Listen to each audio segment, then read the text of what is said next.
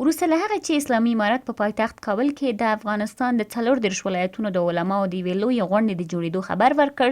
د افغانستان علماو، مدني فعالانو او د ښځو حقوقو فعالانو په یاده غونډه کې د ښځو په ګډون ټینګار وکړ. د افغان میرمنو د حقوقو فعالانې وایي چې د ښځو د ګډون پرته را روانه غونډه مشروعیت نشي درلودی او زیاتوي چې یاده غونډه تشریفاتي بڼه لري. قرار است نشست و تجمع علمای دینی از سوی گروه طالبان در کابل برگزار شود، آن هم بدون حضور زنان و این جرگه ها اصلا مشروعیت ندارد، بل وجه تشریفاتی هم دارند، چون طالبان هنوز مشروعیت داخلی ندارند و با آرای مردم اینها وارد وطن نشدند و افرادی را در این لوی جرگه احتمال انجام میدهند که از جنس خود آنهاست.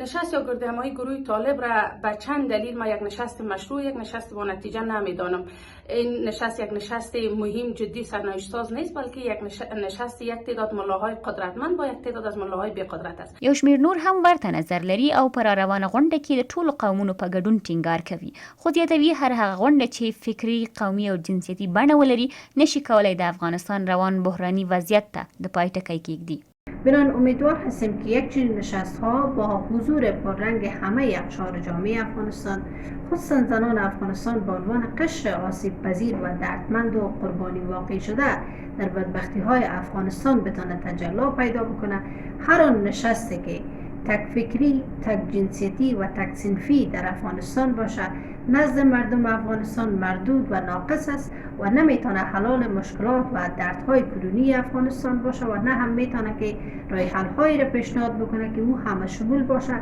و همه مردم افغانستان در محور از او بتونن خودشان پیدا بکنن. په ورته وخت کې سیاسي شنونکي وایي چې ښځې د یوې ټولنې نیمه برخه جوړوي او د ښځو پر ګډون ټینګار کوي. د ښځو یو قشر د نیم نفوس د افغانستان ده، دوی باید هلته حضور ولري او د خپل حق حقوق نه باید دفاع وکړي او د خپل حق حقوق په اړه باندې باید دوی پرېکړه وکړي. دوی زیاتوي چې د ښځو لرې کول له ټولنې، جرګې، شورا، حکومت او حاکمیت نه د افغانستان په ګټه نه ده او نه هم څوک هغه قبلوي. کشیدن زن و حذف زن از یک جرگه، از یک شورا، از یک حکومت